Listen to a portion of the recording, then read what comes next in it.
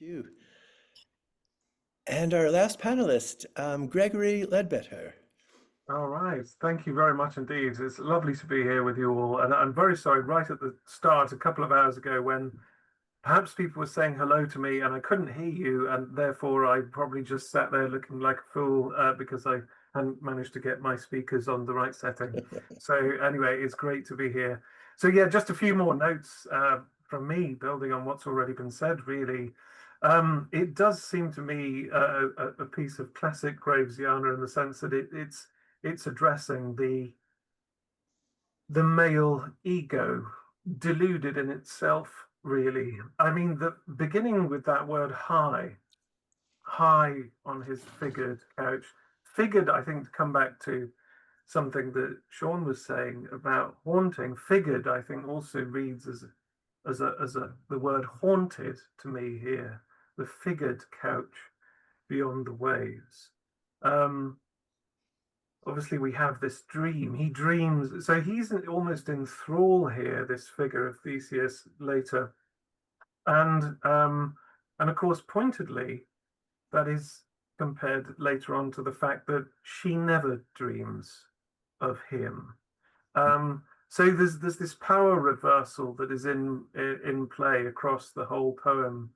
Again, Sean mentioned that the theme of power there, and it seems to me that he's so the dream is of her haunting, but he is the one being haunted here, and what he's recalling there. I kept puzzling over that word set, which seemed awkward to me initially. The set walk.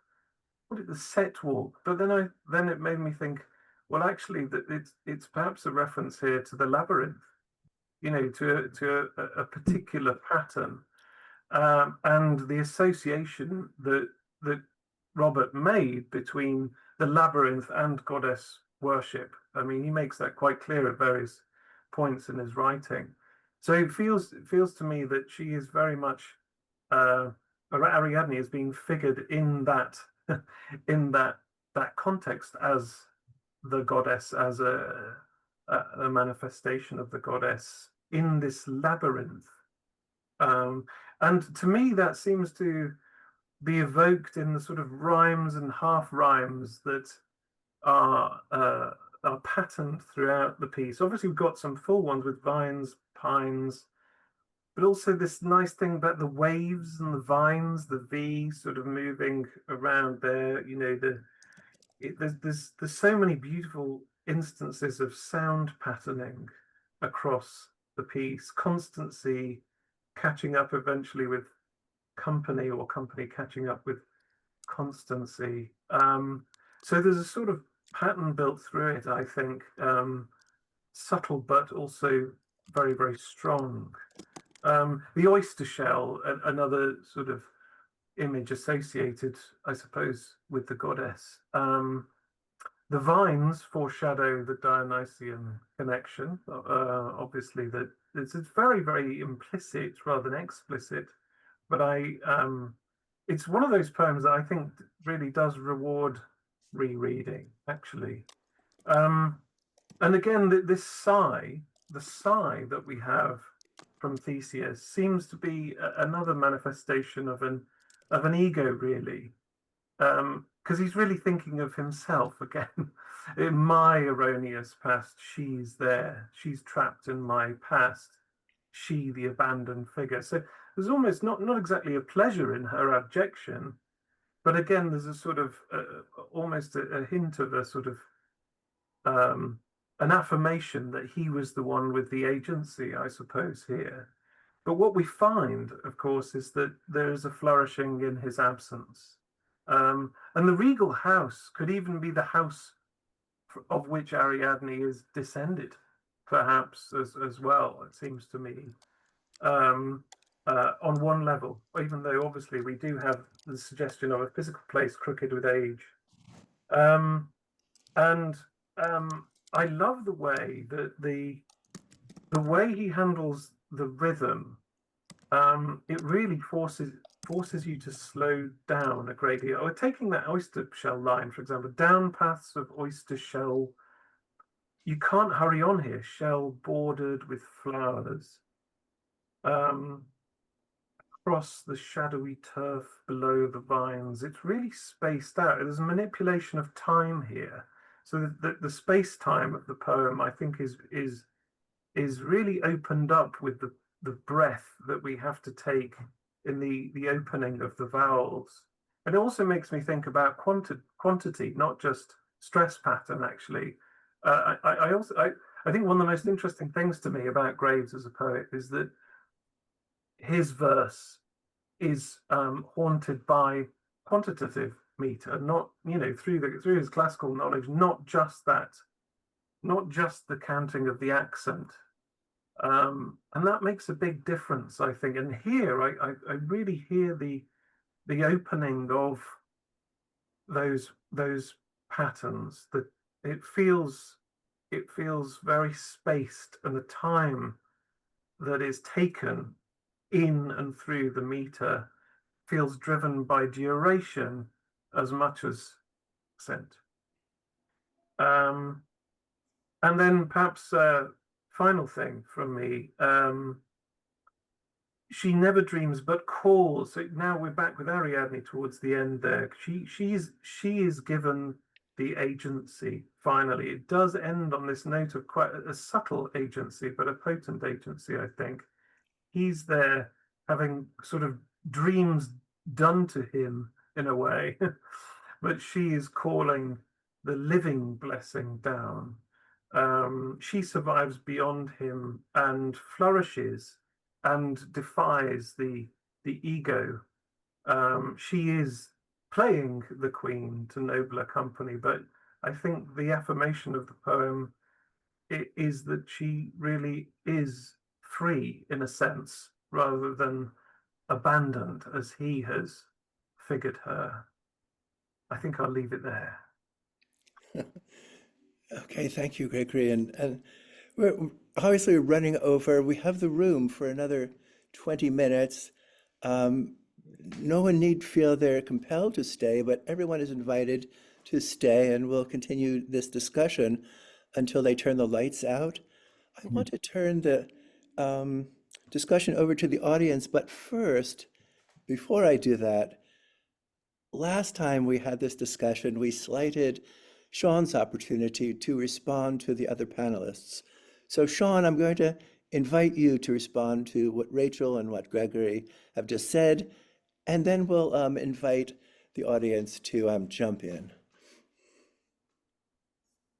Well, to begin with Gregory's point, I too think I think he expressed very well the sense in which the capaciousness of the experience of time within the poem.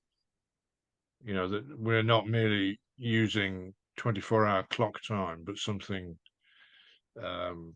conceived, as it were, on a larger or freer or more malleable scale. So that interested me in the way in which the poem induces us to read at a certain pace, as it were, I think, which is a kind of it has an element of hypnosis to it, I guess, that you are introduced to the frame of reference, to the mode of understanding, almost without noticing what is being practiced upon you.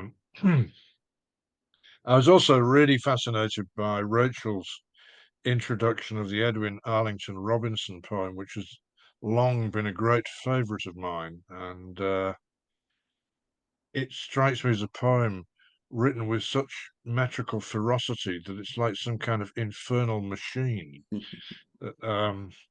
that's accurate but entirely pitiless, and moving to the epigrammatic much of the time. And the final image of those blindly led down a path to the sea, which it's interesting how it abandons us, the readers, with this image of of tragedy, of fate, of nemesis, but it's also a much more energetic poem because partly of its meter than the Graves poem, which necessarily suffers in comparison. But again, the time experience that we are, the idea of the infernal machine, you know, of a relentless clockwork, you know, which somehow drives the doomed woman and the, what do we just say, ambitious or aspiring man onwards is very impressive. I'm very glad this poem came up. I wish it were more widely known here in this country, in the UK, than perhaps it is. Yeah. Do any of you Graves scholars know whether Graves was at all likely to have known Robinson's work or vice versa?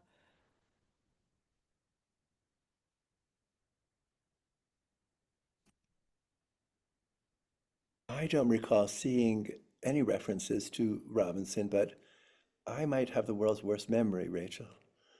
Well, I mean, when I was in this same wonderful group last May, we were looking at the poem Around the Mountain, and I was reminded, among other things, of a poem by Robert Frost. I'm obviously very predictable.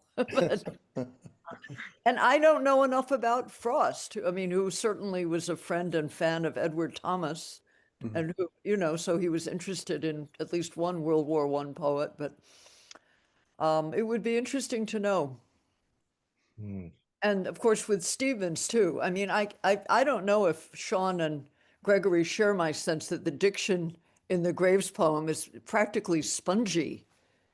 It's I mean, Gregory puts it, Sean puts it perfectly, the infernal machine, a kind of a metallic exactness in the Robinson poem.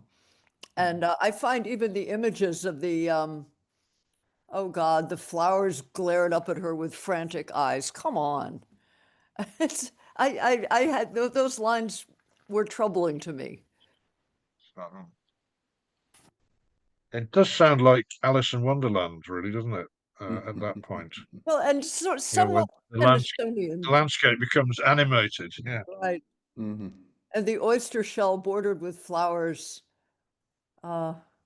deep sunk in my erroneous, she haunts the ruin and the ravaged lawns. That line could be scooped out of Wallace Stevens too. Some of the earlier Lusher Stevens. Mm. I think I read with my ear.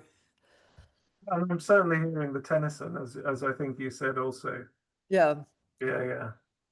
I'm going to jump in here and ask the audience to respond and maybe put up a defense of Robert Graves's poem here, which I feel is under siege from our panelists. No, that wasn't. No, not from me. Not for me. No, not Not from for me. everybody, No, just from no. my neighbor. But let's see, Dunstan, you've worked on this poem, I know, in the collected poems, the complete poems, rather. What, come in and enlighten us with the background to this poem and shed some light on that house, for example. Yes, enlighten, well, perhaps that's a bit kind. But one of the remarkable things about the poem is the way that Graves composed it. It started as a directly autobiographical poem, occasioned by Graves's return in 1939 with Beryl Hodge to the house, which is a house in a village called Great Bardfield in Essex, where which was the home of his friend John Aldridge, excellent painter. And he returned to that house where he had visited 5 years before with Laura Riding. So it was a situation that prompted a very personal, which he called To Die and Die. And he wrote 7 drafts of this poem before he transposed it by bringing in the Theseus and Ariadne mythology and moved the poem's reversed the male and female roles in the poem in this power reversal that Greg talked about. I want you to let me read with Theseus and Ariadne in front of you or in mind. To Die and Die. This is the 7th draft of this pre-Theseus and Ariadne poem. She was once with me in this gentle house, crooked with age and overtopped by pines, to which after long years again I come. What does she think tonight, dreaming of me, snug in her figured couch across the waves, and accurately observing how I walk down this clean gravel path bordered with box, and down the strawberry path between the hazels, basket on shoulder, battered hat on head? Is it, long lost in my erroneous past, he haunts the ruin and its ravaged lawns? It is my nature never to remove, only to die and die. Though I walk here in simpler company, and with more constancy of pulse than when threat of her hate was thunder in the air, when the pines agonized with flaws of wind, and flowers glared up at me with frantic eyes. Although I call a living blessing down on what for her is rubble now and weed, I recant nothing of such praise I poured her from my foreboding, strained, sincere heart.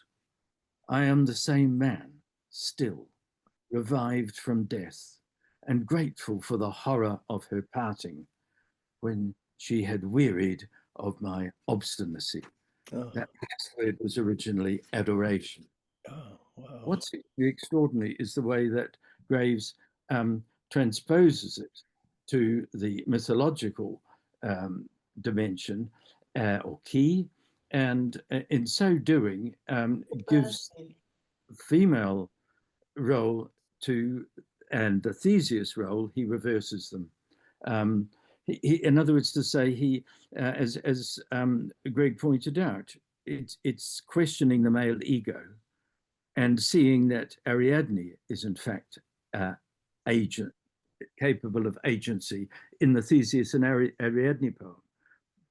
So a very subjective poem, autobiographical and painful, is transposed to the mythological plane, and there's therefore a poised irony that strengthens the poem, and I think it attests to his poetic and moral probity. But another take on Theseus and Ariadne would suggest itself perhaps that Graves has been abandoned by writing, Ariadne-like. But just as Ariadne now plays the queen in the nobler company of Dionysus, Graves remains, unlike Theseus and unlike Riding, who gave up poetry, faithful to the goddess. That's great to know all that. That's yeah, and to have that, you know, that reversal of the material is just fascinating, isn't it?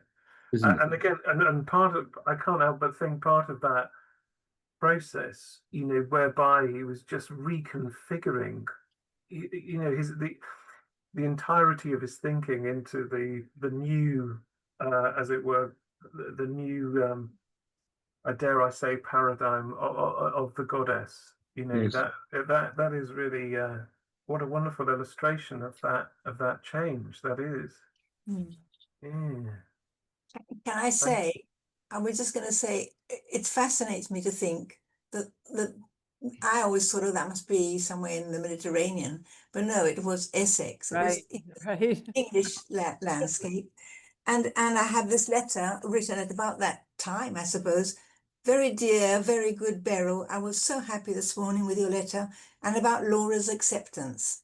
Things will really untangle themselves at last, I feel. And I think that's a bit what's in that poem. He doesn't give her up, but he respects the past he had with her, but he somehow manages to get it all neatly in with Beryl. I don't know.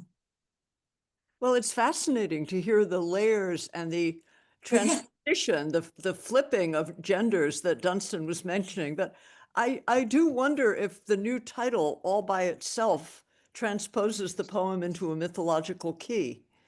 It reminds me of a painting by de Chirico called Hector and Andromache, but Hector and Andromache are both mannequins. of a surrealist type with footballs for heads. And he sort of opens Yes. he opens the mythical door by calling it Hector and Andromache. But it seems to me, I don't know, I'm just not convinced by the title. I think the biographical background and the gender switch is fascinating. And I'm not going to say he should have done this or he should have done that, but do we need the mythological piece as well?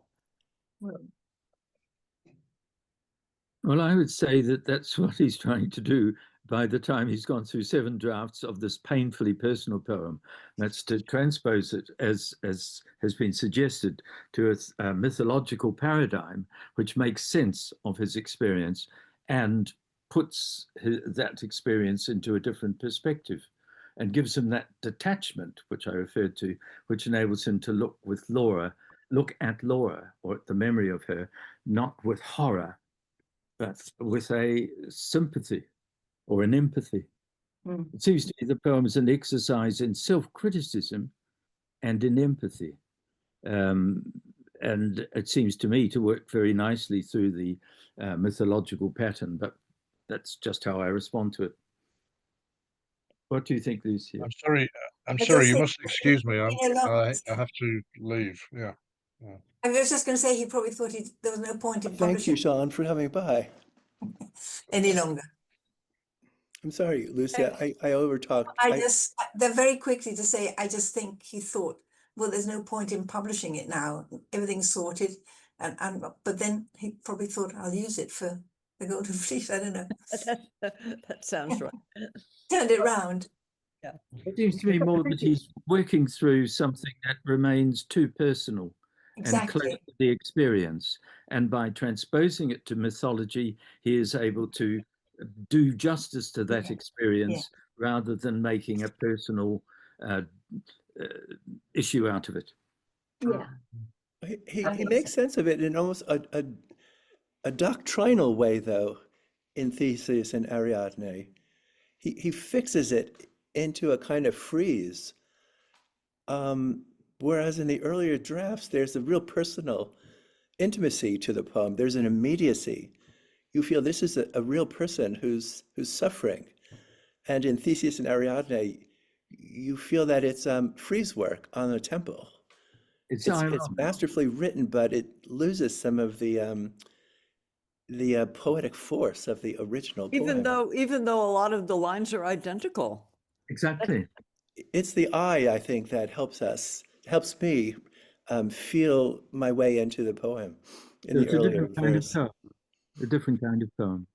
And I think the frieze is a very nice, figured is a good word here, as Greg pointed out, a key word. I think Greg's appreciation of the poem was very acute and helpful. Yeah. Thank you, Dunstan. I mean, just on the myth thing, I mean, I also, one of the things just to stand up, I suppose, for the use of myth in the way that he does use it here. I think it also sort of amplifies, that whole idea of Eliot's, that the new thing that adds to the tradition transforms everything that's come before.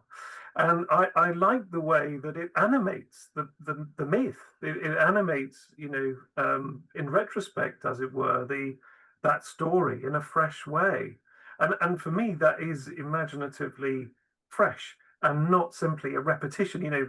The trashing of the myth, Kitty, was always that it's somehow a lazy turning out of stuff that's been said before. But actually, I think Graves is actually animating these stories in a fresh way. So yeah, that's one of the things that I like about it, actually. Well, he gives us a proto-feminist take on the relationship.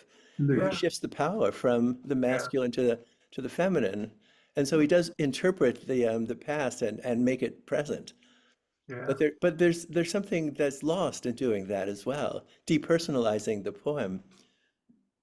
It becomes a different creature. Yeah, as Dunstan was saying. Yeah, it's a different creature. Yeah. That's what's so beautiful about having all of these verses, a very own edition of Graves's poems. Mm. Well, I have to Um, go. Thank Can you I very say? much, everybody. Can I uh-oh. say something? Oh, yeah, please. I think Rachel's going. I can wait for 1 second. Okay, yeah, Paul, yeah. Yeah, I mean, it was very interesting to hear Dunstan giving us, was it I Die and Die? But I think what we're looking at is a fiction here. It's a poem from a novel. And that's why it stands out. If in the register it's written, it's part of a wider fiction. And what Dunstan read to us is in one sense, it's a very different poem, even though many of the phrases are similar. And I think that it's because it's a fiction. The characters are in there. The self-deception of Theseus, the self-mythologizing of Theseus. It's all part of the the wider fiction. I think Lucia is spot on. I think Robert wrote that poem, then he thought this could be adapted very well for the novel. Yeah, that's another good way of recontextualizing that poem to get more from it. It doesn't stop being a piece within a fiction, though. It survives that instantiation. It becomes a poem. It can stand on its own, yeah, but Yeah, it does read to me like a fiction and it's a piece of the novel. I don't think so at all, any more than his poems about Ulysses. I think they are poems that stand in their own right.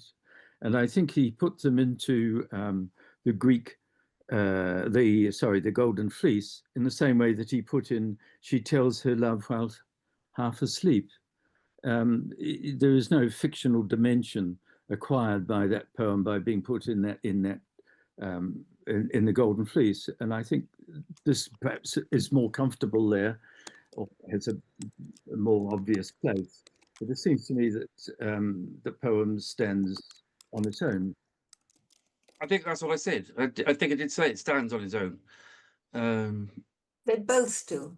Yeah, they both do. Yeah. So what I said, Dunstan, was that we need to remember it is part of the fiction. The way it's changed from I Die and Die, and it's a different poem, but it does stand on its own, I think. I just want to interject one thing. We're going to run out of time soon, but before we do, I want to thank you and thank all of you for coming today, and for talking and for reading and for thinking with us. It's been just a fabulous Saturday morning for me and part afternoon. So thank you. I'll see you in a few months. Now please continue talking. Okay. Yes, Whoops. I think, Paul, I overreacted, as I tend to, as Michael knows. The fiction is, of course, in a sense, the myth. They are stories. And this seems to me a reworking of a story to give it, to incorporate in it personal experience and give it an urgency. And I felt this was also what happens in his poem about Odysseus, who hates his faithlessness, but cannot sleep alone. You know the way I mean. That's a great poem. Yeah. Mm. Mm-mm.